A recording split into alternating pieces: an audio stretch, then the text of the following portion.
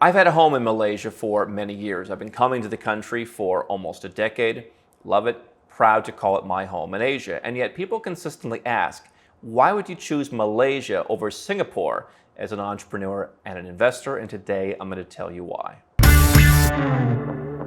One of the things I think people should understand about relocating overseas is that there's a different track for folks who maybe have a job, including a high-paid, high-powered job, and people who are entrepreneurs in this new global sense where you can live anywhere you want, you can hire people anywhere you want, and not everything has to be under the same roof. Certainly the pandemic made that much more widely understood, but it's the way that I've been running my businesses both in the United States and now offshore, going back to 2006. I'm Mr Henderson. I am the founder of Nomad Capitalist. We've helped over 1,000 high net worth and ultra high net worth individuals over the years legally reduce their taxes, increase their freedom with things like second passports, grow their opportunities by looking at all the opportunities they can invest in and take part in overseas. You can learn more at nomadcapitalist.com, and we'd be happy to create and execute a plan for you, whether that means you move to Singapore, Malaysia, or somewhere entirely different. And so because I can live anywhere I want, the first thing is I look at Singapore as a very expensive place to live. Number one, the biggest expense you're going to have in pretty much any place on earth is housing. And was talking to a friend of mine, very, very ultra high net worth guy. He said, I was looking at a nice house, and it basically sounded like it's in the same kind of neighborhood that I live in Kuala Lumpur in Singapore. So it's the same kind of neighborhood, same kind of vibe. And he said, yeah, it's like 12, 13 million US dollars. And I said, okay, that's a little bit bigger, probably a little bit fancier. But I said, yeah, I bought a place that I needed to fix up for under $500,000. It's a little smaller. It's a little bit older building. I happen to favor older buildings. It's like 12 years old, so it's old in some Asian standards. So, maybe the direct comparison is, 2 million to 12 million or 1 million to 12 million, something like that. But it's dramatically different. And so as someone who has a security focus on wealth and doesn't want all my money tied up in a home, especially as I live a global lifestyle and I have different homes, I don't want to have $12 million tied up. Could I do that? I guess I could. But it just seems like a tremendous waste to me, especially because what a lot of people don't understand is if you're just kind of the entrepreneur who's there on some kind of residence permit where you're not supposed to be working or where you're not, you don't have a company, you don't have a salary, getting access to loans in Singapore is certainly easier than a lot of places. But you may not get the same terms. You may need more money down. I don't like to have debt in my life. I don't. And so, the idea of either having to take a debt and going through the hoops to do that and then having that, just none of that appeals to me. And so for, sure, the cost of living a normal life in Singapore, you can go to hawker stalls in Malaysia when you want to take a local taste. You can go to hawker stalls in Singapore. Certainly, going to a bar, going to a nice restaurant in Singapore is going to cost more, but you could argue, sure, would I enjoy going to some of the beautiful, cocktail bars, the beautiful restaurants in Singapore? I absolutely would, but I've made the determination that I would rather live in the place where I can, get a dramatically lower price on housing.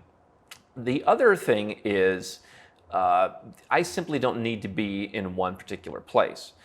And so is there a better networking opportunity in Singapore? Sure. But again, my perspective, even before the pandemic, was you can network with folks from all over the world. You don't necessarily be there. As I think a business gets to a higher level, I do see value in being surrounded physically by more like-minded people. And so in that regard, Singapore may make more sense. But as I don't do a lot of business in Asia, and I choose to live in Asia for lifestyle reasons, I think people overestimate the networking that I would want to do in Asia, as well as the fact that I can have people working for me. If I wanted to start a Singapore company and hire people who are already living in Singapore, they could do that. And I think that'd be a much better return on my time than actually doing that stuff myself. And so the reality is, why pay more, in my opinion, when you don't get more? I happen to like the fact that Malaysia is a very well-developed place. Did a 4-hour drive recently. 0 potholes in the entire drive. I've been all over the cities of Malaysia. I haven't been on some of the back roads, but all over the cities, the places where you would go on any kind of basis. Roads are impeccable, better than I would say where I'm from in the United States. People are super nice. And so people are in a little bit less of a hurry. At times, that gets in the way. So if you're renovating a house, it probably took longer to do that than it would have in Singapore. but you're going to renovate a house once, hopefully, or at least once every 5, 10, 20 years, whatever it may be. Singaporeans, I love Singapore. I love Singaporeans. I love just the efficiency of things, but I don't know that it's that much added value to me when I'm out at the coffee shop on a daily basis to justify not only the nominal increase in cost of living in Singapore. I mean, the extra $2 for a coffee isn't what gets me, but the costs of the actual housing and the cost of maintaining that are much different. Now, here's the other thing. Because I want to live the most diversified lifestyle possible, my company is not incorporated in Singapore because Singapore doesn't offer me the best deal. In some cases, you can incorporate elsewhere, and if you have a good relationship with a Singaporean bank, you can bank in Singapore, which I would argue is one of the benefits of having a Singaporean company. But Singaporean companies have a number of extra requirements attached to them. If you have the freedom to run your business from anywhere in the world, I mean, most online or consulting businesses, I mean, the reputation of the jurisdiction doesn't matter. And we've got a business with a headquarters in the UAE. We have a company that's based in Hong Kong. I mean, neither of those are Singapore because those places offered us better terms. And so the nature of how I live says that works. But how do I move to Singapore? People have this idea from the movies where you just decide you want to move somewhere and you just go there. Certainly there are plenty of countries, Latin America, for example, some of the Western European countries, if you don't mind taxes, you can just get self-sufficient visas. Hey, show us you have $2,000, $3,000 a month, come on in. Not the case in Singapore. It's a small country, which is an extra issue, by the way. I'd much rather live in Malaysia. And I mean, we saw this during the pandemic, for example. I mean, if you wanted to stay in Malaysia, there were things open. You could drive within Malaysia, but you couldn't cross the border. And so I'm glad that you could go to Ipoh, you could go to Penang, you could go to Langkawi, and you could explore this big, beautiful country of Malaysia, whereas Singapore is just naturally much, much smaller. And so I think that bigger footprint is good, especially for someone who's from the United States. It's something that we see people, they like the idea of countries where there's more to do within the borders. You don't have to have your passport, whether it's during a pandemic or whether you just like traveling domestically, because it's easier than traveling internationally. But how do I get into Singapore? You can get in there by starting a business, but it's increasingly complicated. They want you to hire a bunch of people. Singaporeans, no doubt, are talented. I don't know that the prices blow me away, and certainly the taxes are reasonable by let's say a European standard, for example. So hiring folks in Singapore is not a terrible deal, but is that my number one place to hire? One of the things that we tell our clients when we're creating and executing their holistic plan is we have to choose the best for everything.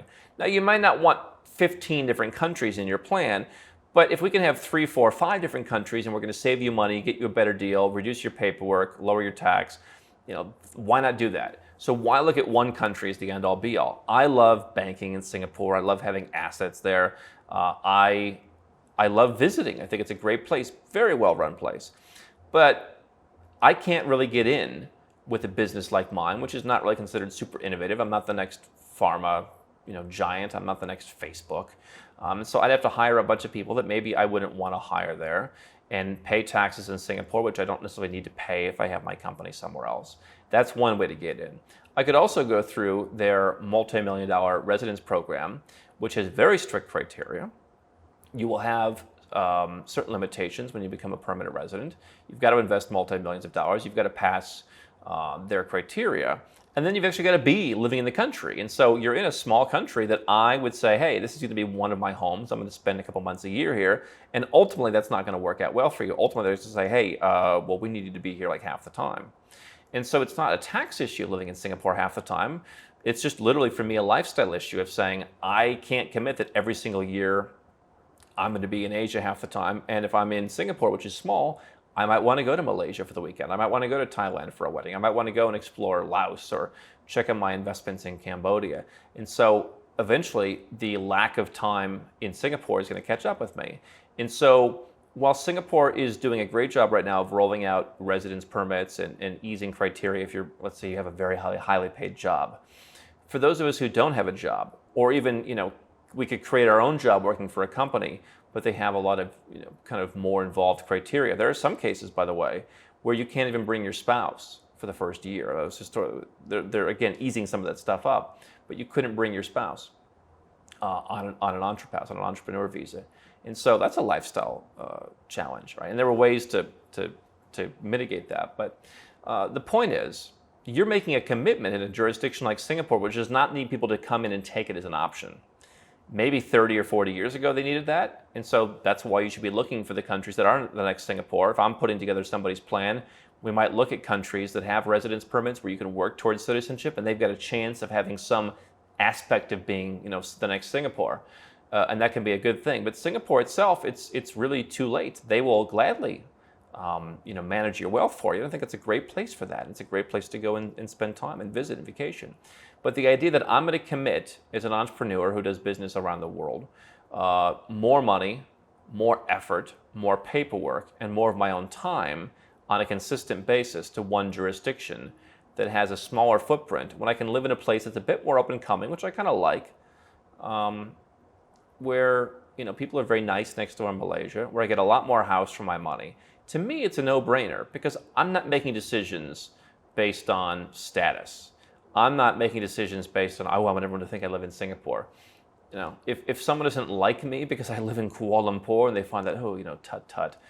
Okay, that's cool. Like, I could afford to live in the other, but I think we have to prioritize what's most valuable to us. And for me, that's optionality. And for me, that's including optionality and having more money to invest into businesses, invest into other homes in other countries or residences or citizenships or diversification or buying companies or whatever. Tying money up for one property at a much higher multiple when there's something almost as nice next door that has a lot of other benefits, to me is there's an easy choice there.